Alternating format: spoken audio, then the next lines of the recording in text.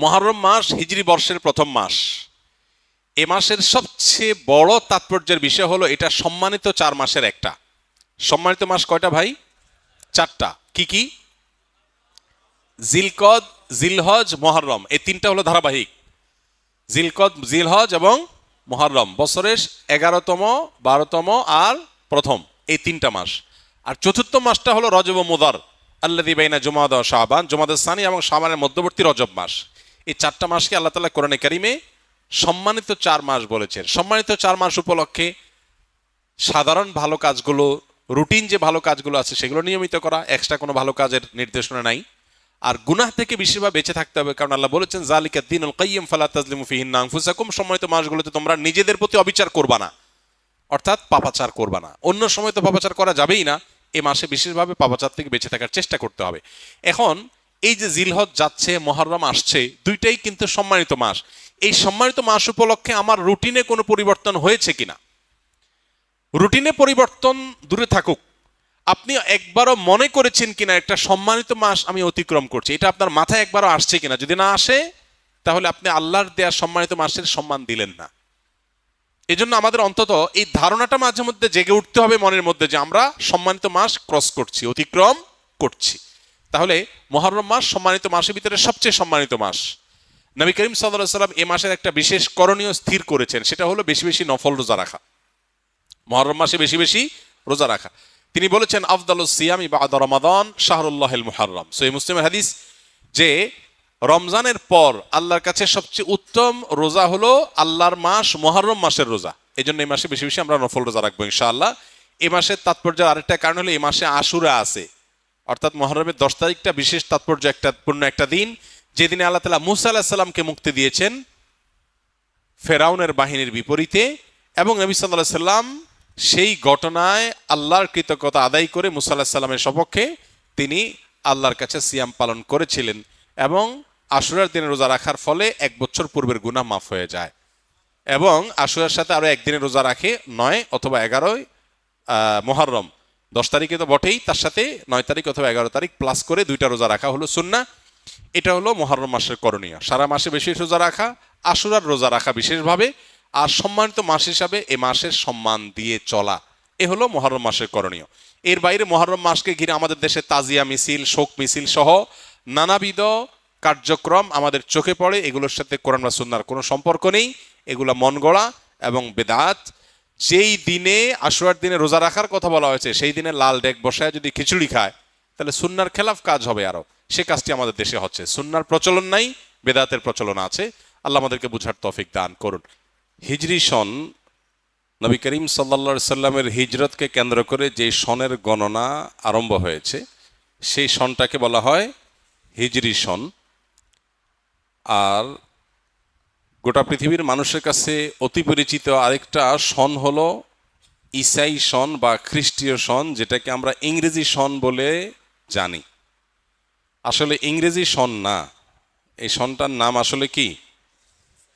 ঈসাই সন বা খ্রিস্টীয় সন। খ্রিস্টানদের অথবা খ্রিস্টান ধর্ম সংশ্লিষ্ট সন হলো ঈসাই সন, যেটাকে আমরা ইংরেজি সন বলি। এটা কোনো ইংরেজি সন না। এই সনের গণনা আরম্ভ হয়েছে ঈসা আলাইহিস সালামকে কেন্দ্র করে, সেজন্য এটাকে ঈসাই সন বলা হয়। এই সন গণনার সূচনা হয়েছে খ্রিস্টান ধর্ম বিশ্বাসের আলোকে, সেজন্য এটাকে খ্রিস্টীয় সন বা খ্রিস্টাব্দ বলা যায়।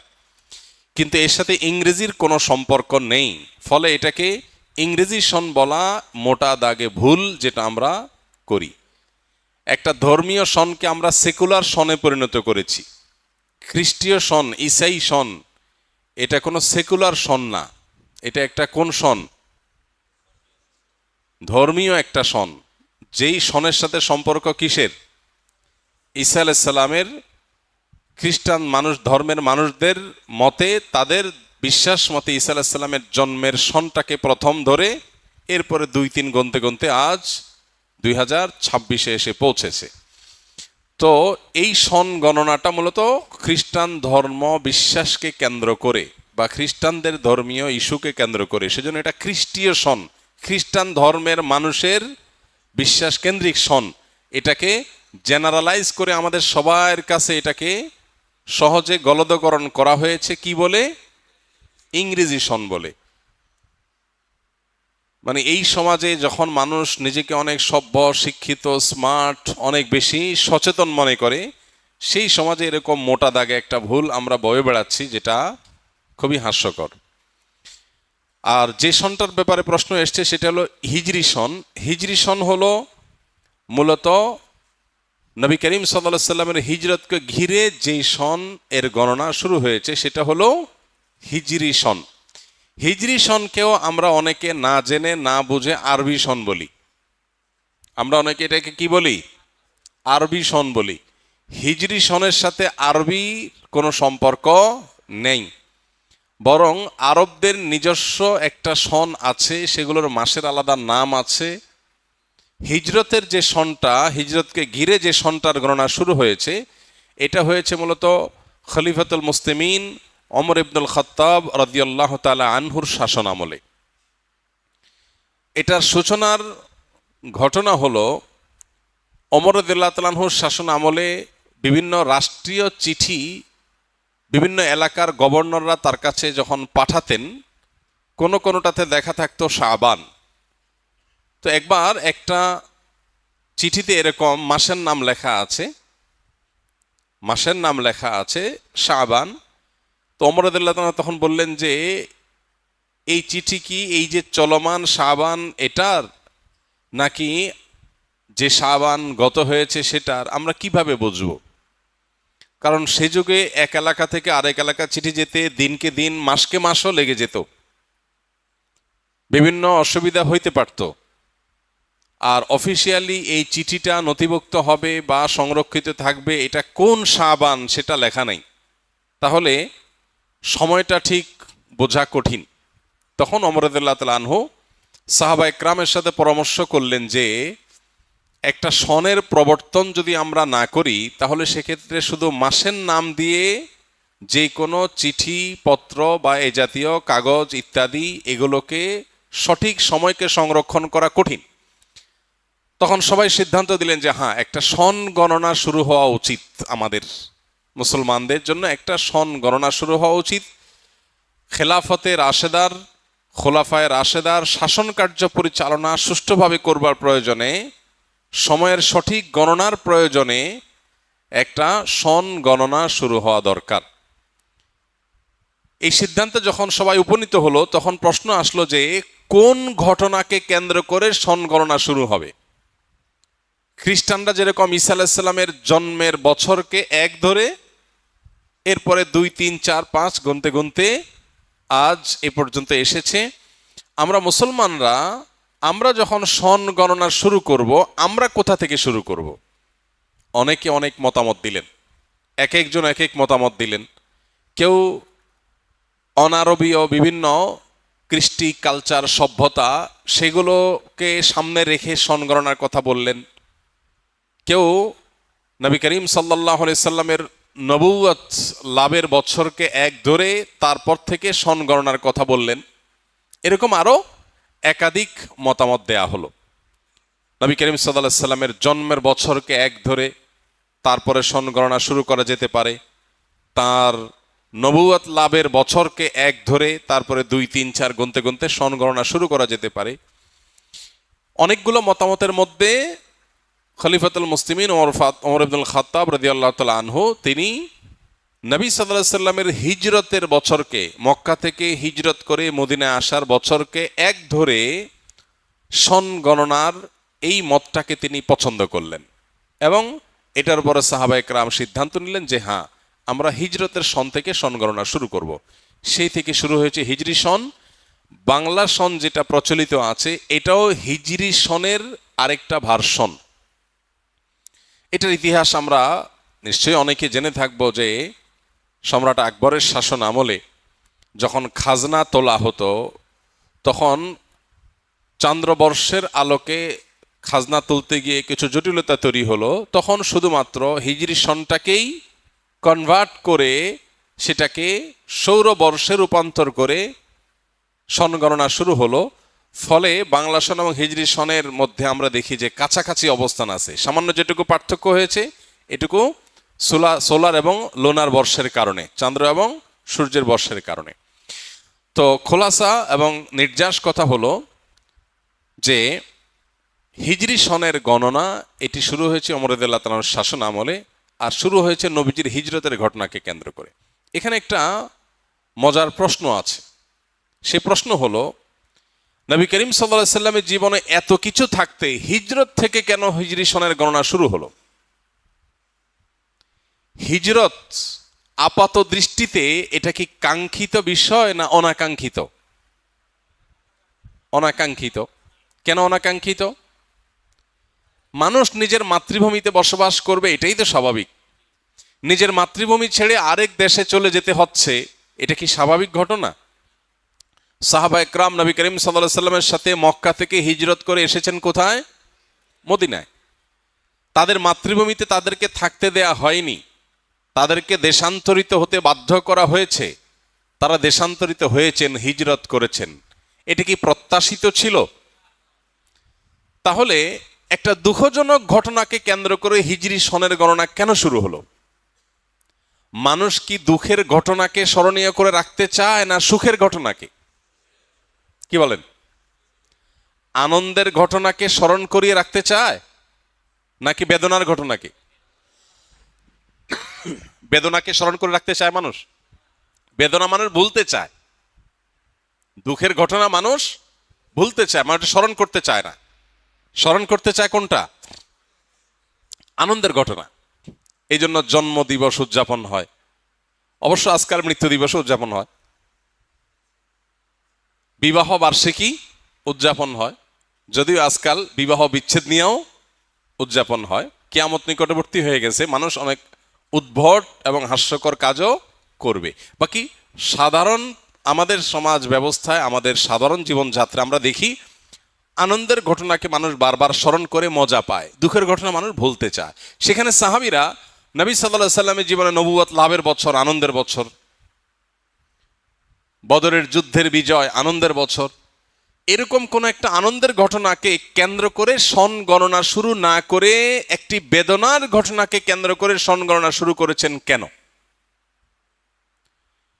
আমরা যদি দেখি ঈসাই সনের কথা, খ্রিস্টীয় সনের কথা, তাহলে সেটা দেখি যে ঈসা আলাইহিস সালামের জন্মর বছরকে এক ধরে তারা গণনা শুরু করেছে, একটা আনন্দের ঘটনা। কিন্তু মুহাম্মদ সাল্লাল্লাহু আলাইহি সাল্লামের ক্ষেত্রে এসে কেন সাহাবা একরাম একটা বেদনার ঘটনা দিয়ে শুরু করলেন?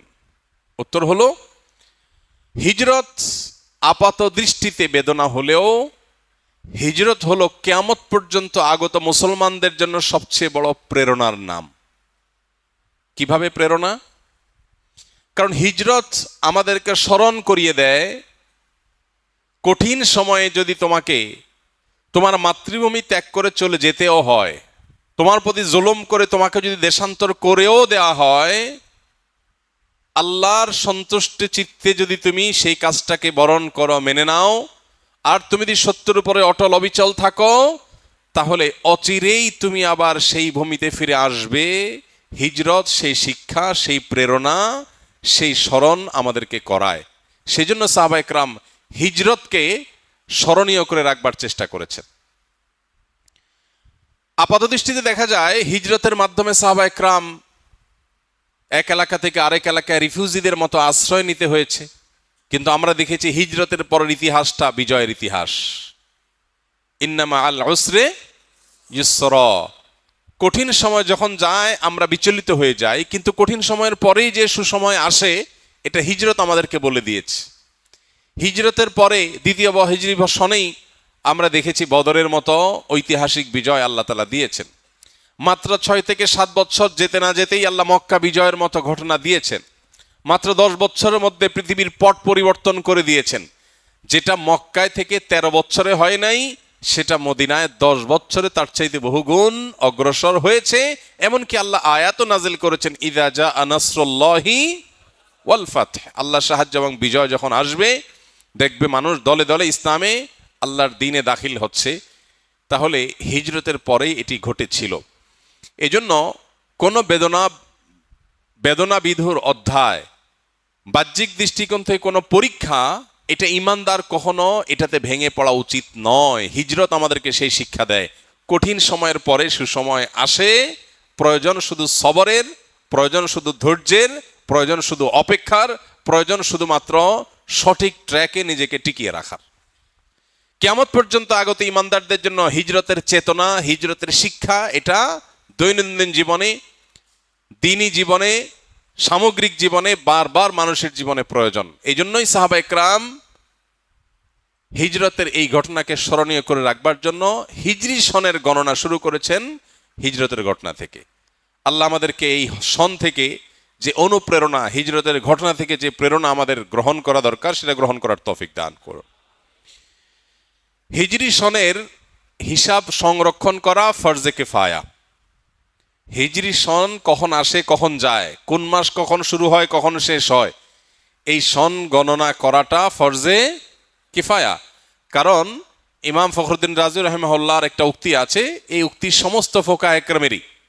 সেটি হলো যে ইসলামের সমস্ত ইবাদাত, আল্লাহর সমস্ত আদেশ নিষেধ, এটা হিজরি সনকে ঘিরে হবে।